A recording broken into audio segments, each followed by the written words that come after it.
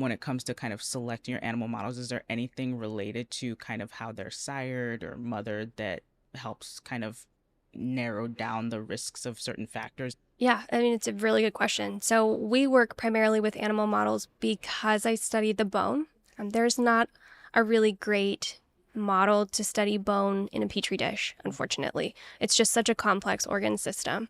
There are people working on it. There are some really exciting things that are happening, but for now, the actual bone, I think, is kind of going to be the gold standard of looking at drug compounds and bone metastasis. And so we in our lab study all of this in the context of PDX model, so patient-derived xenografts. So these are cells taken from patients that are implanted in mice, but usually mice have an immune system. And if you take a human cell and you put it in a mouse with an immune system, it will just clear those cells out.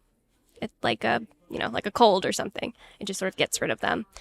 So we work with patient-derived xenografts in immune incompetent mice. So these mice don't really have a functional immune system. They don't have B and T cells, so they can grow these human cells just fine, but in a whole animal system.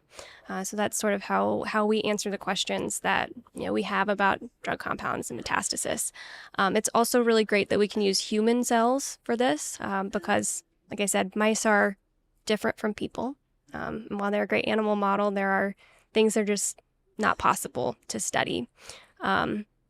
And so when we're thinking about how these drugs affect the microenvironment, one of the things that we do have to do is not only ask questions in our immune incompetent mice in a metastatic setting, but also in immune competent mice. So that's sort of one of the things that we're going to do next is look at how things change when we add in the immune component, because that is a big factor and a big part of what happens inside of the bones. Mm. How are you mapping maybe other factors? Because when we think about some of these trials, and I already mentioned the use of like machine learning to maybe pick up some insights that might not have been picked up in clinical trials, I'm also thinking about like the cross-referencing of different things across Yeah. specialties that I feel like we're not necessarily focused on because everyone's Yes. busy. So how is there a plan or a process around gathering maybe additional data that might be used later on in your work at all? I think the short answer is yes. So our work generates huge data sets. So we do RNA sequencing and we get back data on 30 to 60,000 genes, and we do proteomics analysis and we get back 10,000 proteins, and we do this in triplicate across multiple models.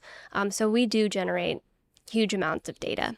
And because we use animal models, we not only have data on the cancer cells in these animals, but also the mouse cells that exist. And so we do have kind of a push in the lab to learn how we can enhance our bioinformatics skills to not only mine these huge data sets, but also how to sort of analyze this data together in an integrated way. So we can talk about how gene expression changes protein expression and what that means for drug response.